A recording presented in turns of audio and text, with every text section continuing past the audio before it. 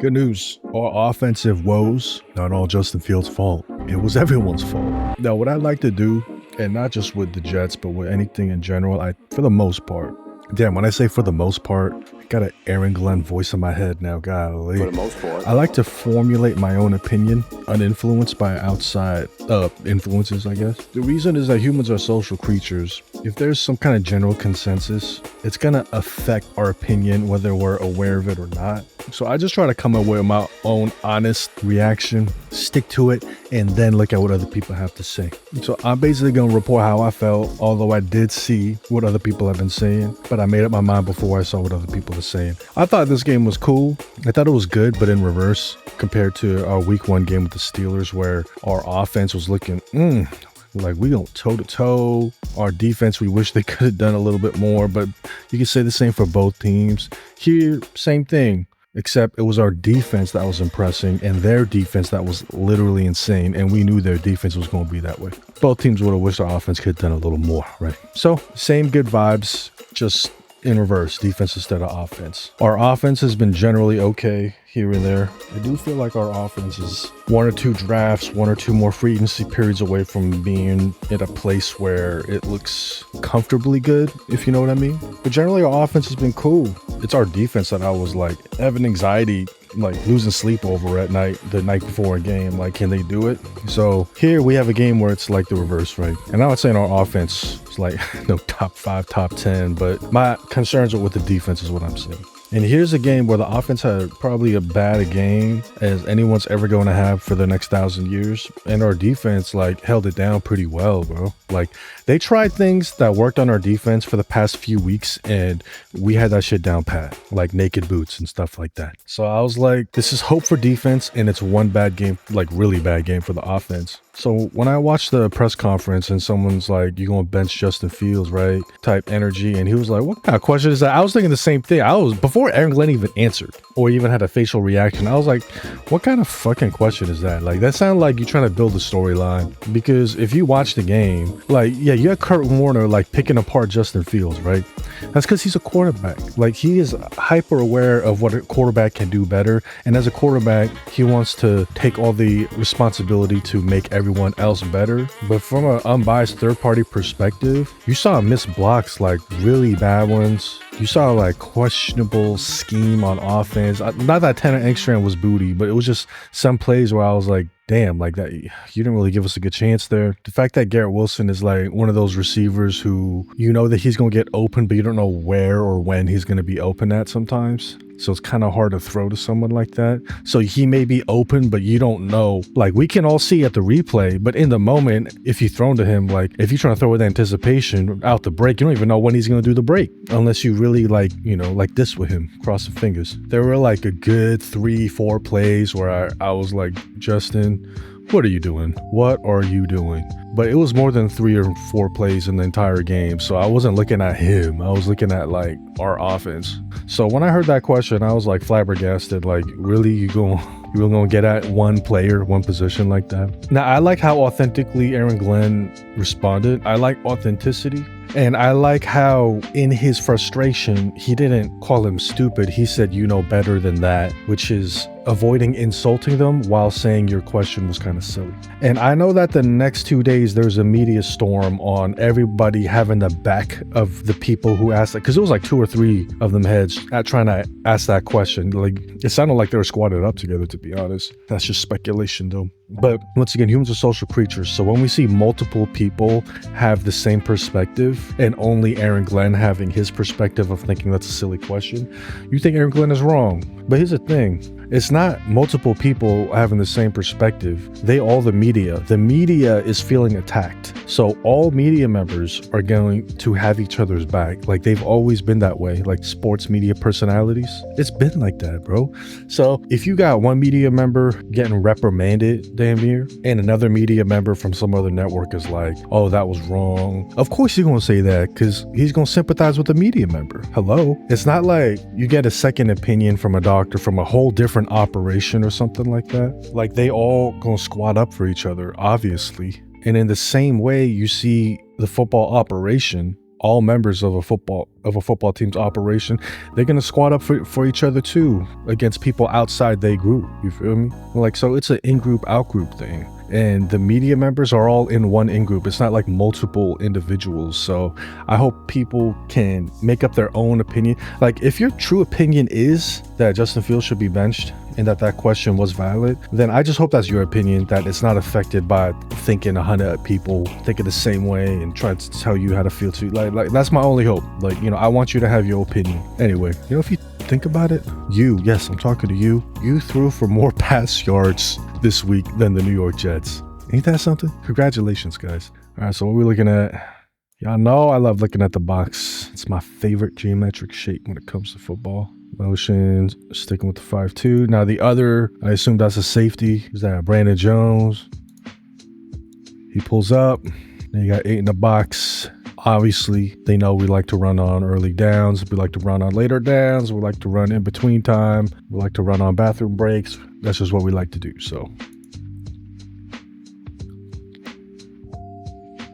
another motion.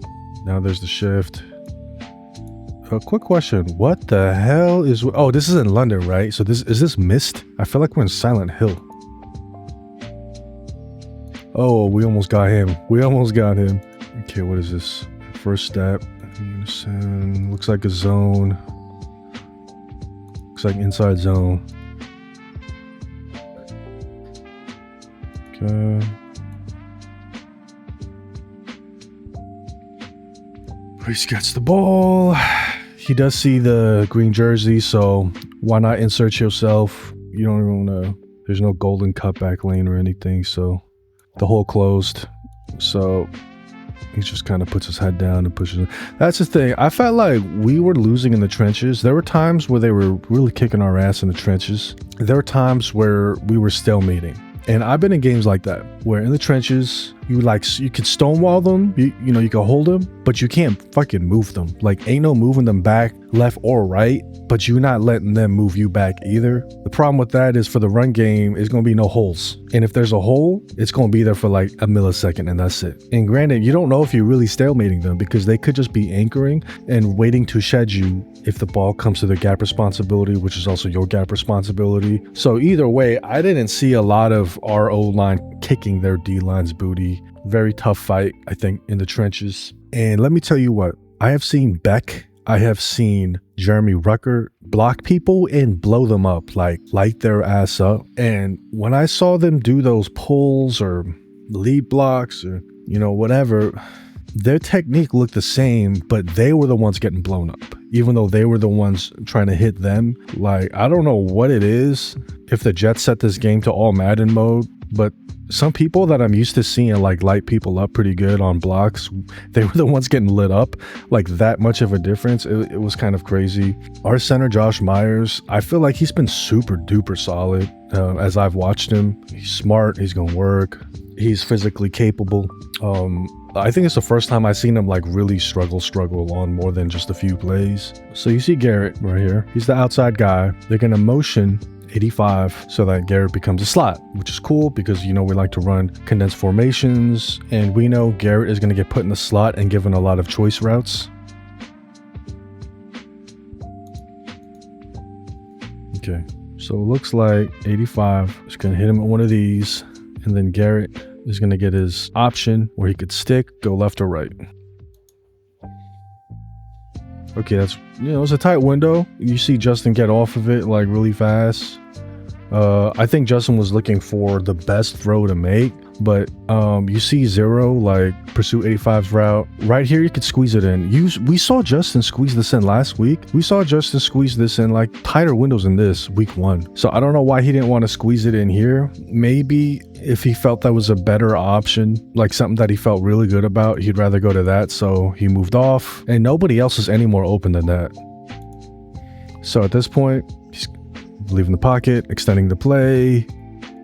You would love for Justin to seal the mailbox here and give it a chance. I don't know if it would have worked, but could have given it a chance. But granted, play quarterback, got guys in your face. I feel like this is one where I get why he didn't come through Fields. Like, I sympathize with it, but we paying you money. Like, you gotta, you could do better on this. I'm not gonna say he like pooped down his leg. Like, it wasn't that bad. It's just like, you could do better, bro. So 2 guys on the outside, basically running go routes, whatever other shit's going on in the middle. And it's 3rd and 13. You want to score. The corners are obviously playing off. If you see one of your go routes look like they're about to get one over on their guy, throw it up. If not, then just make the field goal easier. And I felt like Justin was like, well, they're playing off. I don't know if they're going to beat him, so I'm just going to play the field goal easier. Here's my issue. The receiver at the top.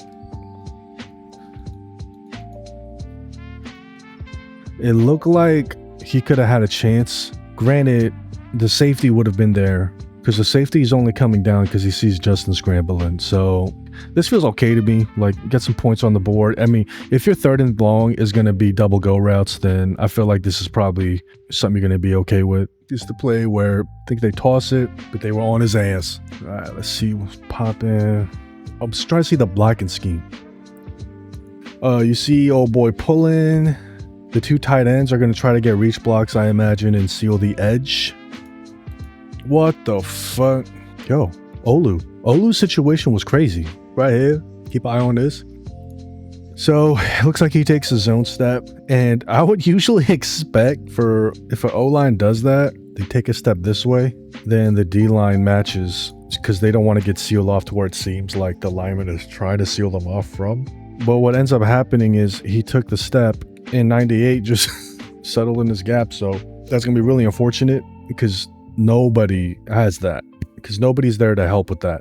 Both tight ends are going off for reach blocks. So I don't know, like, I never played no D tackle, but I imagine the D tackle probably just had his gap responsibility. It doesn't really matter what the O-line is doing. You're not reading your O-line. You have gap responsibility. Settles. I mean, he is just getting handled, our guy right there. So you would love for him to maybe reach if that's what he's being coached to do. If not, then down block. And it looks like he obviously opted for the down block. The issue is he's not doing either. Like, his man just has his ass, as well as 98. Like, Brees doesn't really have a chance. Sad. Halfway through the first quarter, right? Before I play this shit, is it just me, Jets fandom, or are we kind of like past this season already? Like, we already looking at like long-term things to look forward to. Granted, there is a first time for everything, so maybe we lose 6, we win the rest. Like, you really never know what happens. But are you seeing things that give you hope for that to be a valid hope? I don't think so, bro.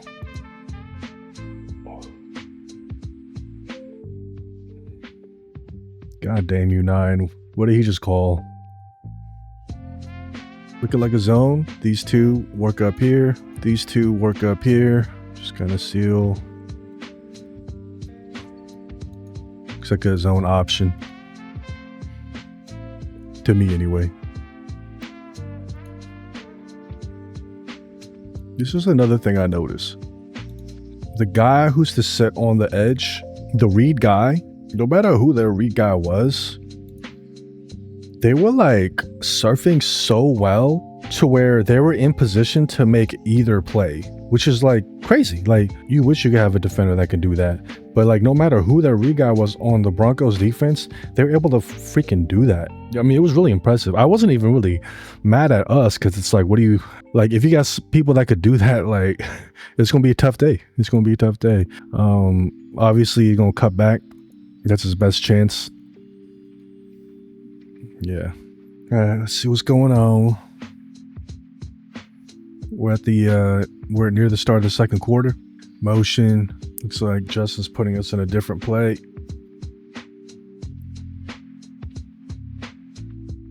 See center and right guard trying to work a double team to the linebacker. Looks good. I like it. I like it right here. I like it. Fuck my mother's ass. Brees's hole went away. Membo. See Membo? He just got sidestepped. Membo's trying his best to... this is good effort to stay on him without holding. But that hole is ruined now.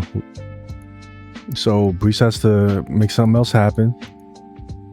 Look.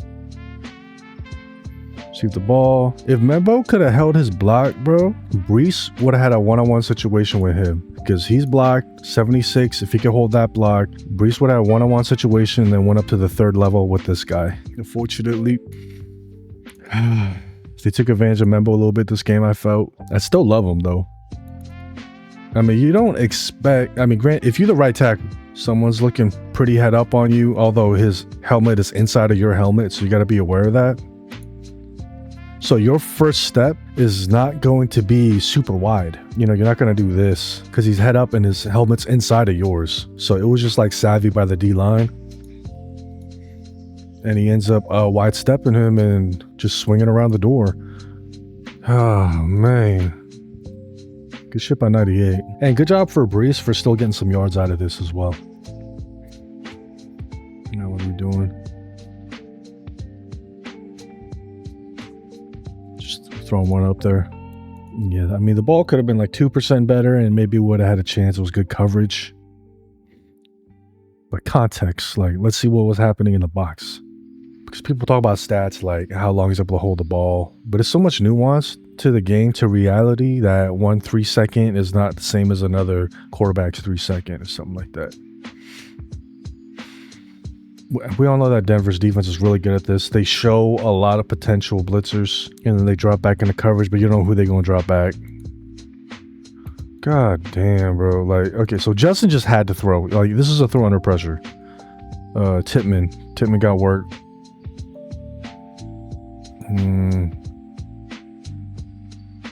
Shit, how did he even do that?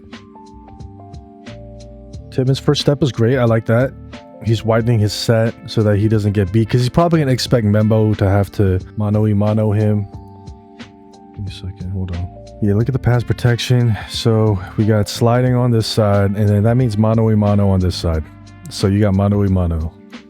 So knowing that, I mean, that step looked like he was... I don't know. Now, I mean, the more I look at it, like, his feet don't look that bad to me. Like, I'm not no NFL O-line, but, like, it looked like his feet were set in a place where he could recover if he goes back inside, but he just shuts him like a child. That's craziness. Yeah, I miss JFM. I miss him. Okay, so it's a longer developing play. You gonna have two guys doing this. So you have this deep drag or over route, whatever the fuck it's called. That's usually gonna be your first read. And it was there. Observe. It's there, right? It's there. But in the moment that it's there, Justin Fields has to escape threats. Boom, still there. You got another threat in his face. Let's look at end zone view. 1, 2, 3, 4, 5. So they're rushing 5. So you could see the receiver. Justin could throw it in a second, but no, he can't. He's got 2 people on his ass.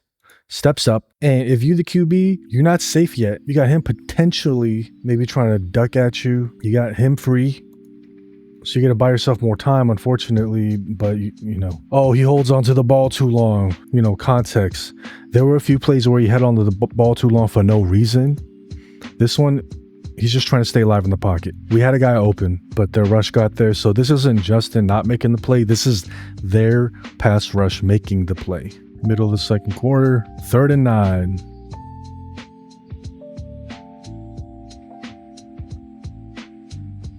What the hell? Let's see the box. Okay. Oh. I'm looking at Membo. And he holds up, but he's getting bull rushed really fast, so Justin drifts away, which, you know Membo is getting beat here and there, so just in case he's not going to hold up, you drift away. I mean, I'm with that. Yeah, the drift, JFM. He crossed with the other D tackle, and, you know, we didn't pick it up. We didn't pick it up. Granted, if you look at our pass protection, looks like a slide on the right. Looks like mano-y-mano on the left. So Simpson sticking to his guy. So what goes on here is that if you have a stunt that targets the big on big side, like the man versus man pass block, it is super susceptible. So this is gonna happen to every team if they do a stunt that targets or somewhat targets the mano a mano side. So this is gonna happen. This is a longer developing pass concept, it seems like to me. As someone who played in the box a lot, I put that on us. You know, I love my run plays. Oh, we got Max Mitchell in there as the tight end, in addition to our 2 tight ends. Jesus Christ, that's a lot of big humans. First step. We want to take a step left. Cool. I like it. You just gotta stick your nose in there, yeah. You know, I really like 85 Mason Taylor. When he's called to block, I love his technique. It's just that he doesn't look like he's there yet. I feel like it looks like he is going to get there as a blocker. I like his feet, like his technique, but like he just still gets worked. Gets overpowered, gets thrown, gets shedded multiple times, like every game. But there are way worse blockers than him who are vets in the NFL, so I still feel like I'm encouraged by him. But making him a key blocker, I know there's going to be win some and lose some type situations. And if you want him to develop, like, you gotta put him in those positions. 2nd and 6. You still gotta tackle as a tight end.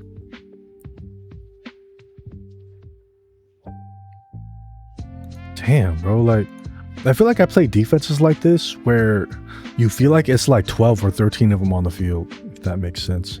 So if we're running an off tackle, I feel like I like it. Okay. If you look at Olu, it's just one of those things where he's like stonewalling him. He's not getting beat, but he's not beating his guy either. And it's just people waiting for him in the hole. And once again, look at Mason Taylor. Like, he's on his man. And he got help too, it looks like. Right? Did he get help from Ruckert?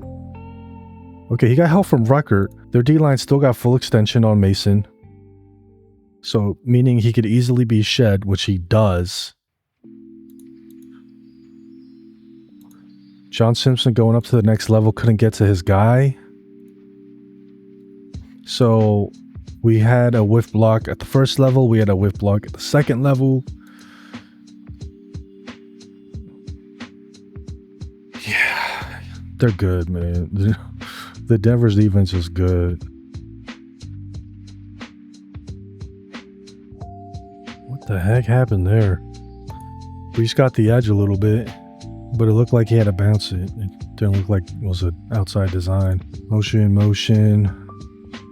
Be thinking, man, at this point, what in tarnation, bro? Like, Joe Tippmann, keep an eye.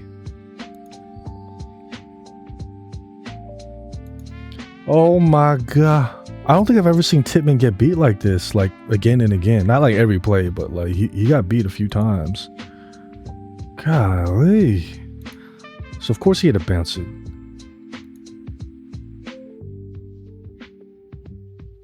I mean, shouts to Breece Hall for getting something out of that. Damn, man. And Tippmann's a guy where we're like pretty confident that he's a decent quality guard. God damn, bro. I can't look at that shit anymore. Quick game, good. Because, I mean, the longer developing plays, we're not really nailing those as far as the O-line. You could have Garrett open, but Justin is just like in that moment getting dealt with. So this is 2-minute drill. This was 2nd and 4 in the second quarter, less than 2 minutes left.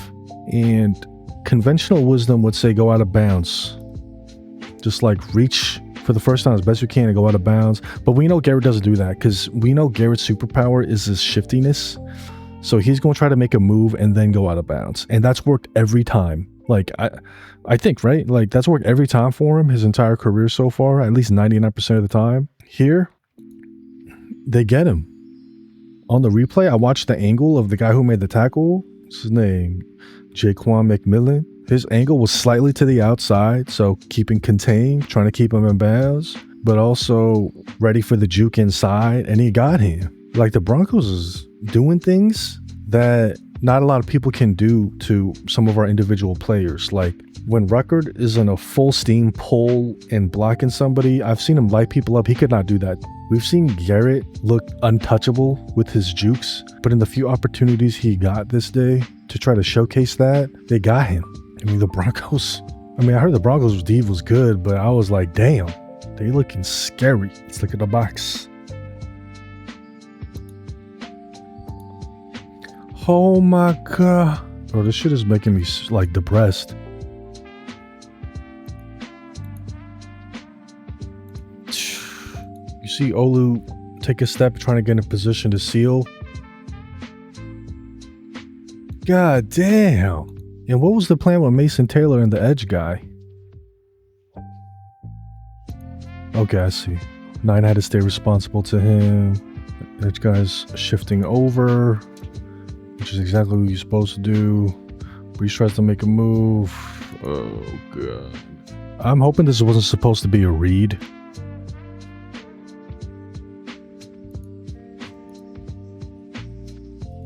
Looks like it was supposed to be his own read. Is it just me, guys? Because the O-line looks to take their first step to the right in zone fashion. And looks like this linebacker was always supposed to fit here, because see what the D-line does. He fits. That's what she said. Looking at the cutback, it looks like it's supposed to work. Like, even though Olu missed, look at this. If you just saw this picture, this still frame, it looks like this is why zone exists. This is why cutback lanes exist. But, like, it just somehow doesn't. Like, I've seen still frames all game where it's like, great, this run play should be able to proceed from here, and it just doesn't. And it just feels like, yes, Olu whiffed his block, but he was backside anyway. I mean, you don't want to miss your block regardless. Cutback lane was there, though. I feel like this was just a showcase of how good their defense is. The fact that we were in position to make something happen, but I don't know. Is our O that much worse than their D? What is this shit? I've played Madden. I know what this is. Hit him at one of these.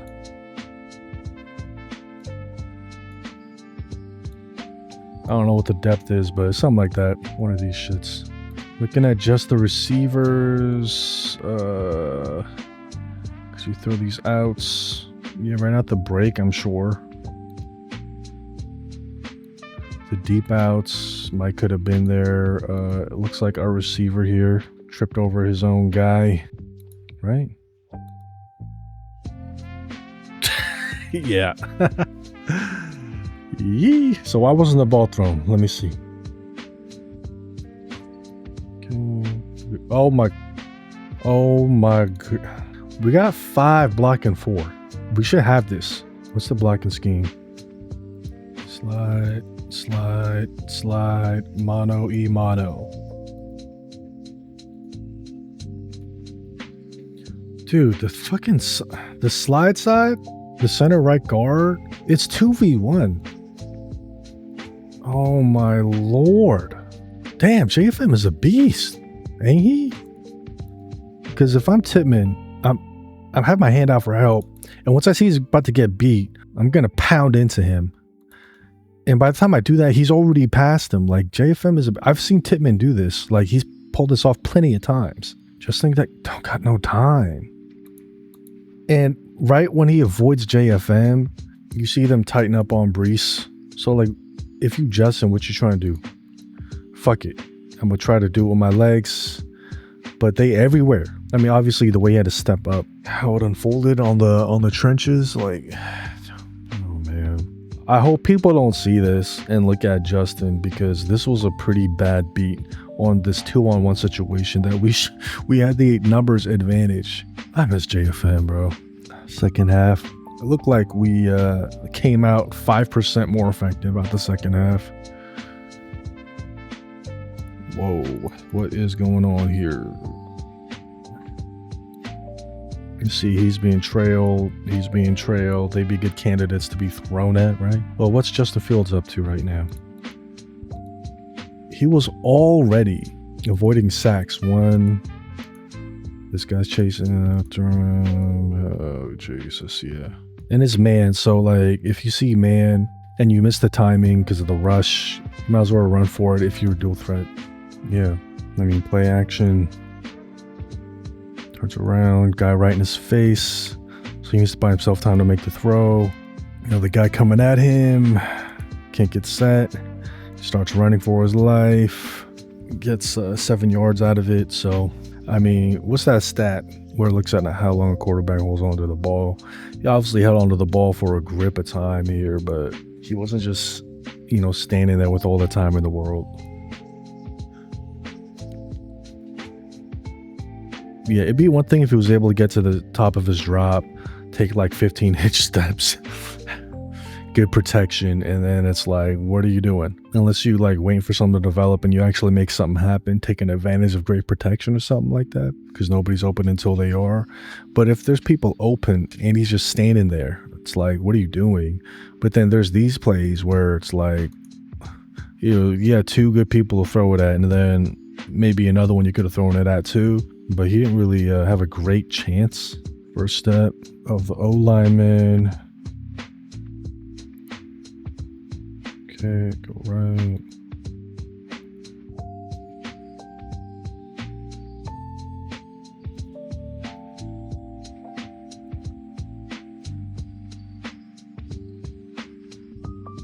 I'm looking at Mason Taylor again.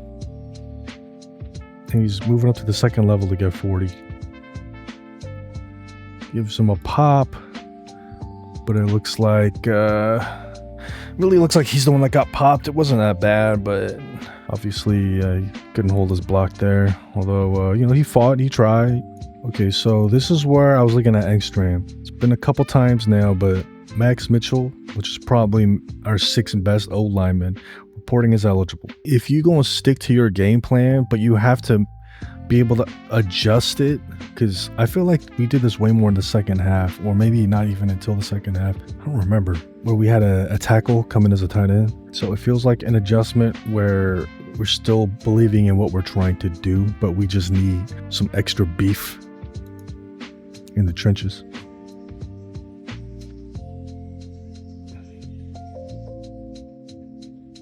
Because I'm not gonna lie, like in some of these run blocks, if you saw 89, 85, it looked like it was nothing wrong with their technique. It didn't look like they weren't trying hard. They weren't bracing themselves. They were throwing themselves out there with technique and still getting blown up. So at a certain point, yeah, throw Max Mitchell in there to give that edge help. I'm with it. Damn, bro. Like 16 has no problem with our tight ends. 0. That's what I mean. Like if you see engagement, once again, don't just think that that dude is getting blocked up. How are they being engaged? Is the defender getting distance? Bench press style of engagement, then he's actually the one probably in control. Especially if you're only giving the blocker half your body, like this. And it wasn't just him in position, it was also 98. Damn. And Olu got help on 98 too, like just a little bit. But actually, I don't even know if that counts that much. But, you know, I see Olu fighting and I see JFM fighting, and it just didn't work. By the time Brees had to make a decision, because would you want Brees to bounce? Because if you would have wanted him to bounce, like think about when he had to make the decision, like maybe like right here, you still see green jerseys here. And you're hoping that you could go through and try to make something happen at the second level between these two guys. Additionally, let me go back to a proper frame. Yeah, bounce wouldn't have made great sense because 16 was ready and 21 was ready. I mean, the Broncos defense, like they're holding their gaps. They're shedding their blocks. Spot route. You know, I did notice that like a lot of our completions came from the spot route. Y'all notice that? Bingo, bango, bongo. And we had a couple different receivers be the spot guy. it seemed like our most like tried and true, like we don't get a completion on this. So who's the read guy? It's 92, right? The way he's surfing this, he's actually in position to get both Breece and Justin Fields. Justin takes it. And Justin is thinking I'm way more athletic than any DN, so whoop. Good. Makes a play. Yeah, I like that. You know what I realized? I'm human. And I can't take this anymore. Like, I'm reliving the depression of that day. Bottom line is, we sucked as an offense. The Justin Fields storyline of consider benching him, dude, I don't agree with that. I mean, I feel like he should be in that convo. Don't get me wrong. I feel like he should be in the convo of like, as far as fans, you know, he's not getting it done.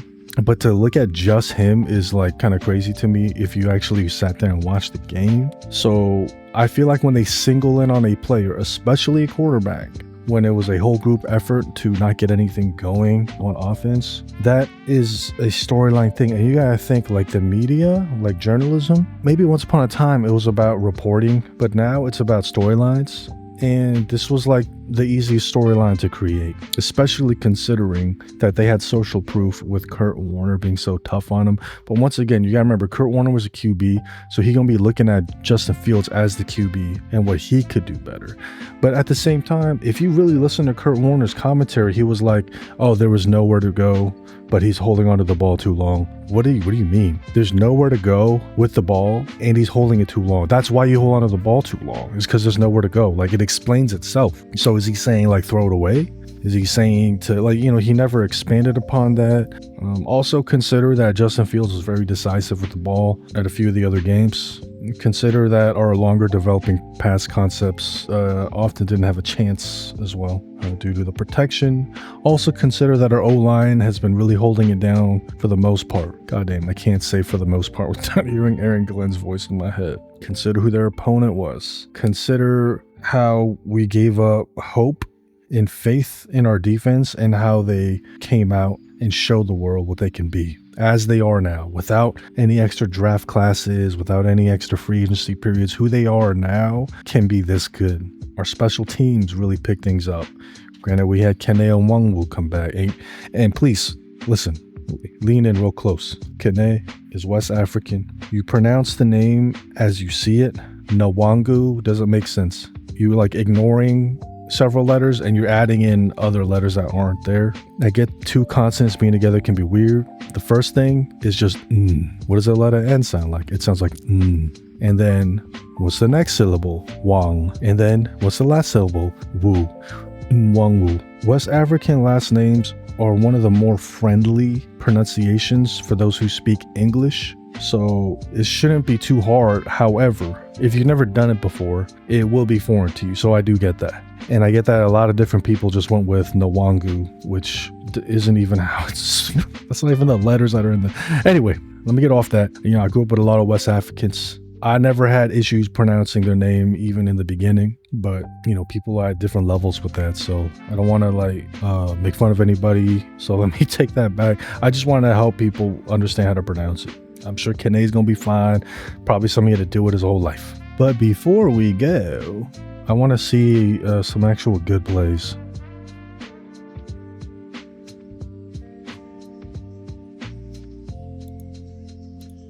Look at us, man. Look at us, man. I think this is the play that resulted in the safety, right? Ball snap. Our boys are getting after it. Looks like 6-man rush. Running back is ready to pick up his guy in the middle. Look at Clemens, man. He is rage incarnate here. Jesus, good shit, man. I feel like, by the way, on Clemens, I made a video about him. I feel like people made up their mind on him when he was at his worst. But even at his worst, like, he always had some good things going on. If you really just watch Clemens, like just him on film, on all 22, and you just forget the name, you forget you even met him. You'd be feeling like, oh, he's cool. Like, he's a good rotational guy. He's strong. You need someone to set the edge. He's got great hustle. He always does what he's asked. He'll put on 30 pounds. He'll lose it again. He'll never complain. Like, that's a great football player. So I just challenge you to continue updating your firmware, not just on Michael Clemens, not for his sake or anything, because you don't even know him. So what do you owe him? But like just for your sake, being open to continually updating your firmware on certain topics. I feel like it's just gonna make all our lives more fulfilling. We're gonna feel more grounded. But anyway, moral of the story: we suck. We'll see you guys next week.